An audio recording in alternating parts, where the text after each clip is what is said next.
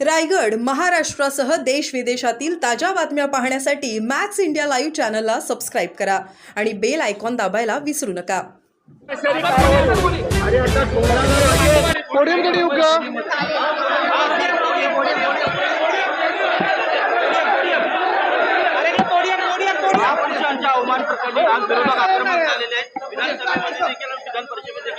नक्कीच आम्ही आक्रमक झालेलो आहोत। महापुरुषांचा अपमान हा महाराष्ट्र सहन करून घेणार नाही। जी तत्कालीन राज्यपाल भगतसिंग कोश्यारी साहेबांनी प्रथा पाडलेली भाजपसाठी, तीच आपण पाहतोय। ही प्रथा आता पुढे नेत असताना कोरटकर आणि सोलापूरकर यांच्यावर कुठेही कारवाई होताना आम्हाला दिसत नाहीये। सरकार शांत बसलेलं आहे, मग इथून तिथून भलत्या विषयांमध्ये लक्ष विचलित करतं।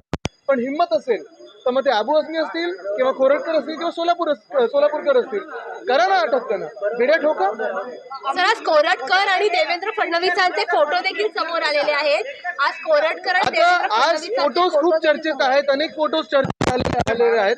पण महत्त्वाची गोष्ट म्हणजे ज्याची पोच मुख्यमंत्र्यांच्या बंगल्यापर्यंत आहे, त्याला काय कोण अटक करणार आहे? काल देखील आपण पाहिलं, धनंजय मुंडे प्रकरण असेल, अक्का कोण आहे अजून आम्हाला मुख्यमंत्र्यांनी सांगणं गरजेचं आहे।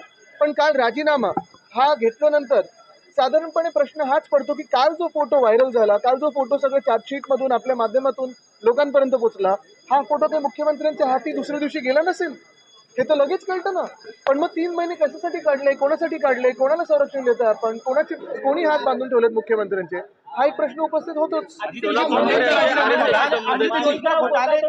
एकनाथ शिंदे जिम्मेदार, इस तरह का एफिडेविट दिया सुजाता सोनी ने। देखिए, बहुत सारे घोटाले एकनाथ शिंदे के हाथों से ही हुए, और अगर आप सही मायने से देखें तो ये सीएम ने एकनाथ शिंदे को भी बर्खास्त करना चाहिए, क्योंकि उनके हाथों से एमएमआरडीए का घोटाला हो, बीएमसी में काफी सारे घोटाले हो, रोड स्कैम हो, सारे तो सारे उन्होंने ही किए।